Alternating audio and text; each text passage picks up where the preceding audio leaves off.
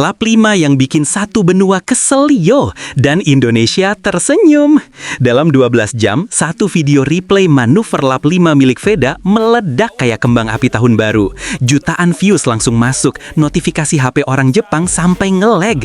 Dan jujur, ini bukan overtake biasa. Ini model manuver yang kalau di slow-mo 0,25 pun masih kelihatan cepat. Veda masuk dari line yang rasanya cuma muat bayangan motor, bukan motor beneran. Timingnya kelewat tepat, kontrolnya kelewat tenang, dan ekspresi wajahnya ya seperti orang lagi nunggu ojek, santai banget. Media Asia langsung ribut, ini apa? Siapa? Kenapa bisa kayak gini? Tapi lucunya fans Indonesia cuma jawab, sudah kubilang anak ini beda. Lap 5 itu jadi alarm kebangkitan, jadi peringatan buat rival, dan jadi bukti kalau Veda bukan sekedar cepat, dia bikin physics engine MotoGP kayaknya butuh update. Dan dari sini satu hal jelas, Asia baru saja melihat sesuatu yang selama ini jarang muncul. Rider muda Indonesia yang mainnya setenang meditasi tapi sebrutal samurai. Media Asia panik kolektif, dari Thailand sampai Korea mulai nyerah. Media Thailand jadi yang pertama berteriak, judul mereka heboh kayak konferensi pers klub bola, Samurai Indonesia. Mereka bukan bercanda, ini bentuk penghormatan. Jepang biasanya mereka kalem, diplomatis, adem ayem, tapi kali ini nada artikelnya berubah. Ada kalimat halus yang kalau diterjemahkan artinya, ini bikin kami gak nyaman. Namun puncaknya datang dari Korea. Mereka mengeluarkan satu kalimat yang langsung viral. Kami akui, kami belum siap menghadapi gaya seperti ini. Nah loh, kalau media Korea aja menyerah duluan, artinya ada sesuatu yang serius. Ini bukan sekedar rider cepat, ini rider yang bikin analis Asia angkat tangan, dan semua langsung buka file PDF strategi baru. Fenomena ini membuat banyak orang sadar kalau gaya balap Veda bukan random, bukan keberuntungan, tapi paket lengkap, agresif, presisi, dan jujur saja agak bikin iri. Dari bocah cepat, simbol kebangkitan Indonesia. Sebelum race ini, banyak yang bilang Veda itu rising star, anak muda cepat, agresif, punya nyali. Tapi setelah race ini, statusnya naik satu level, mungkin 2. Dia bukan lagi rising star, dia jadi ikon kebangkitan rider Indonesia. Cara dia balap itu unik, cepat tapi tidak panik, agresif tapi rapi, berani tapi tepat perhitungan. Mentalnya dingin kayak AC kantor, tapi keberaniannya panas kayak knalpot habis race. Para analis sampai bilang, dia balap kayak rider yang sudah 10 musim. Bayangkan, umur muda tapi vibe-nya veteran. Ini yang bikin rival mulai bingung, harus menyerang, bertahan, atau pura-pura slow dan berharap Veda salah. Yang jelas, setelah race ini, banyak orang sadar kalau Indonesia bukan cuma negara penonton, tapi negara pengirim ancaman baru. Dan Veda dengan cool face-nya jadi simbol perubahan itu. Spekulasi naik kelas, apa Veda lagi di jalur cepat? Begitu race selesai, analis Asia langsung masuk mode investigasi. Banyak yang mulai bertanya, apa Veda bisa naik kelas lebih cepat? Karena performa setenang ini biasanya cuma muncul dari rider yang siap lompat. Veda punya paket komplit, konsisten, punya racecraft, dan yang paling ngeri, dia cepat belajar. Kalau ini game, Veda seperti player yang SP-nya selalu penuh.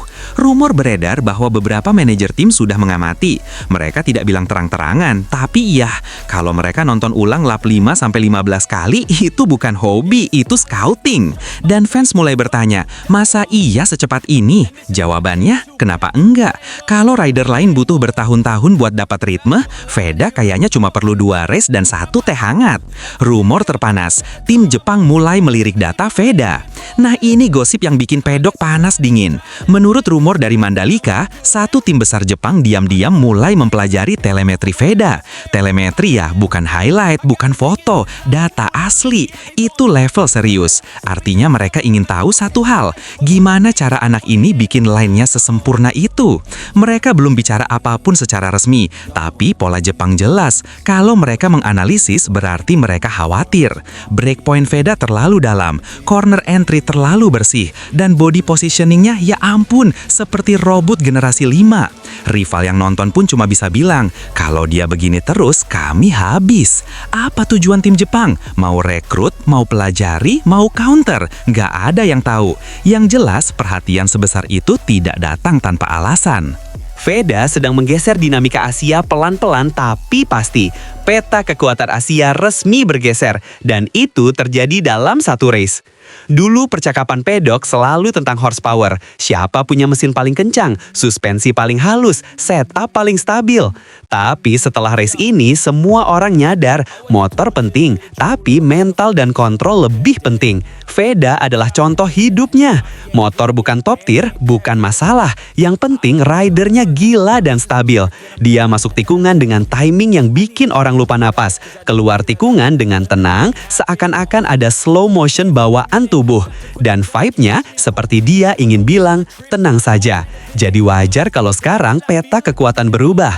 Asia mulai mempertimbangkan faktor baru, keberanian terukur. Dan saat ini cuma satu rider yang tanda centangnya lengkap dari ujung ke ujung, Veda. Tekanan baru untuk rider Asia. Vibrasi Veda terlalu kuat.